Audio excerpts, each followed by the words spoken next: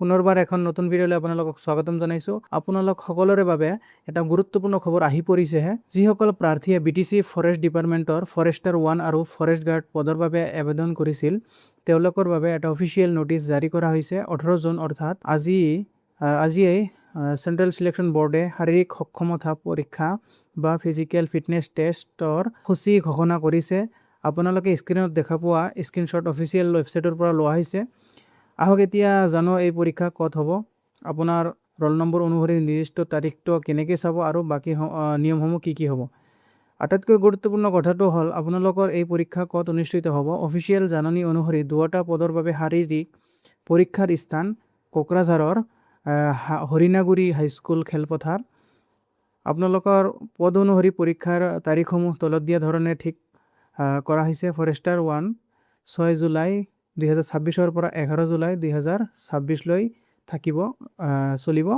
Forest গাৰ্ডত 13 জুলাইৰ পৰা 24 জুলাইলৈ অনুষ্ঠিত হ'ব। মনত ৰাখিব, আপোনাৰ ৰিপৰ্টিং সময় ৰাতিপুৱা 6 বজাৰ পৰা 9 বজাৰ ভিতৰত হ'ব লাগিব। গতিকে পলম নকৰাকৈ নিৰ্ধাৰিত সময়ৰ ভিতৰত উপস্থিত থাকিব।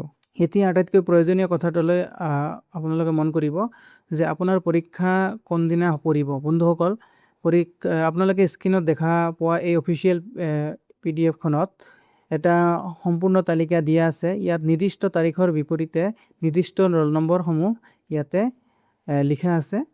ধৰি লওক ফৰেষ্টাৰ 1ৰ পদৰ বাবে 6 জুলাই তাৰিখে কাৰ পৰীক্ষা হ'ব, তাৰ সন্মুখত কিছুমান ৰোল নম্বৰ দিয়া আছে। আপুনি আপোনাৰ নিজৰ ৰোল নম্বৰটো এই তালিকাত মিলাই চাব লাগিব যে আপোনাৰ নম্বৰটো কোন তাৰিখৰ গ্ৰুপত পৰিছে।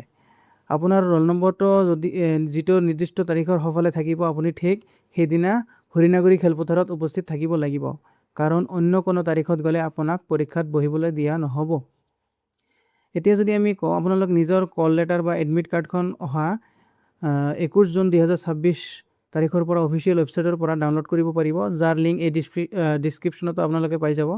এডমিট কাৰ্ডখন ডাউনলোড কৰিলে তাতো আপোনালোকৰ নিজৰ নিৰ্দিষ্ট তাৰিখ বা সময় স্পষ্টকৈ লিখা থাকিব। গতিকে 21 জুনত এডমিট কাৰ্ড ডাউনলোড কৰিবলৈ একদমেই নাপাহৰিব। এতিয়া আমি যদি কওঁ, এই নিযুক্তিৰ প্ৰক্ৰিয়াত সৰ্বমুঠ 157টা পদ আছিল। এই চাকৰিটোৰ বাবে আপোনালোকে মূল শাৰীৰিক পৰীক্ষা, উচ্চতা আৰু ফিজিকেল টেষ্টৰ কাৰণে মন কৰে, তেনেহ'লে যে খোজ কঢ়াৰ বাবে পুৰুষ প্ৰাৰ্থী অৰ্থাৎ মেল কেণ্ডিডেটছৰ কাৰণে 4 ঘণ্টাত 26 কিলোমিটাৰ খোজকাঢ়িব লাগিব।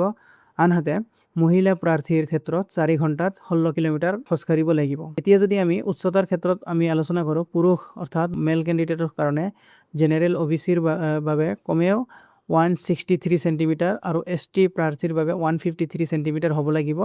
মহিলাৰ ক্ষেত্ৰত জেনেৰেল OBCৰ বাবে 153 চেণ্টিমিটাৰ আৰু ST প্ৰাৰ্থীৰ বাবে 145 চেণ্টিমিটাৰ হ'ব লাগিব। অফিচিয়েল ৱেবছাইটলৈ গৈ আপোনালোকে এই জাননীখন ডাউনলোড কৰিব পাৰিব আৰু ডিছক্ৰিপশ্যনতো ইয়াৰ PDF-টোৰ লিংক দিয়া হ'ব।